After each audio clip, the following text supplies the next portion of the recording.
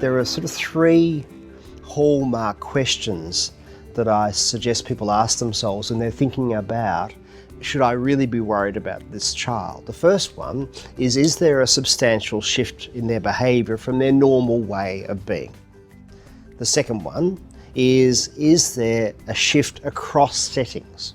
So, okay, they might be withdrawn and reluctant to participate in my classroom. Am I seeing the same behaviour in the schoolyard when they're with their friends? Or are they sort of happy as soon as they leave my classroom? I might have a classroom problem then, but it's a bit less likely that I've got a mental health problem.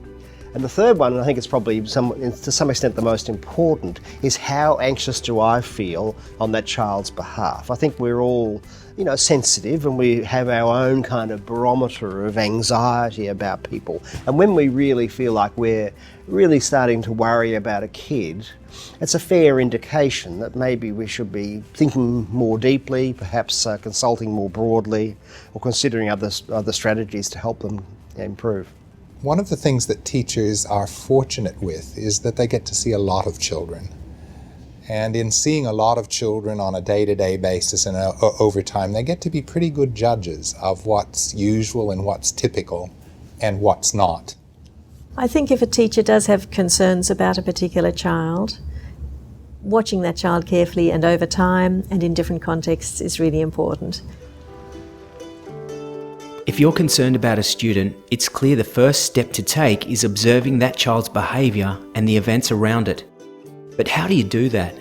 And what do you look for?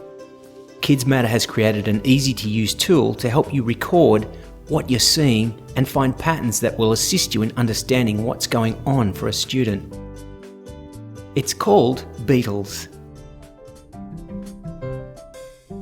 Beatles is an acronym to help you remember the important things to observe in a child you're worried about. The first and most obvious sign that a child may be experiencing a mental health difficulty is their behaviour.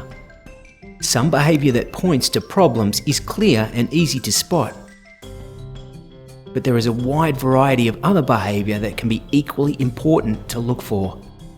You may also see signs in how the student is taking in lessons and in how she is getting along with others.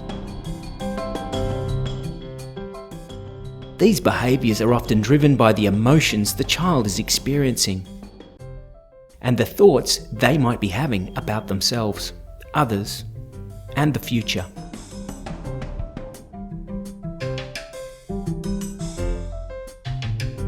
The Beatles tool can help you take notes about all these areas over time and build up a clearer picture of what might be going on.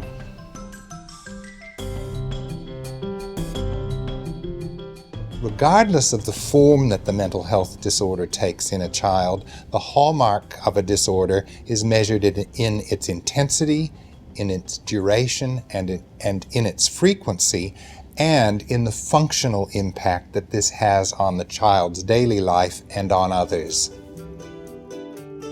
Getting perceptions from other people within the school environment and also hopefully from the home environment as well is really important to help the teacher, but also to help any other professionals who are involved to get an accurate picture on what's going on with this child.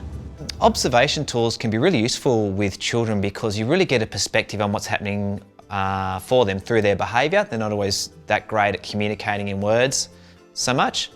And if you can use the right observation tools in the right ways, you can really get a clear understanding of where the kid's at, what the problem is, and which means you can get help quicker and you can get the right kind of help to them quicker.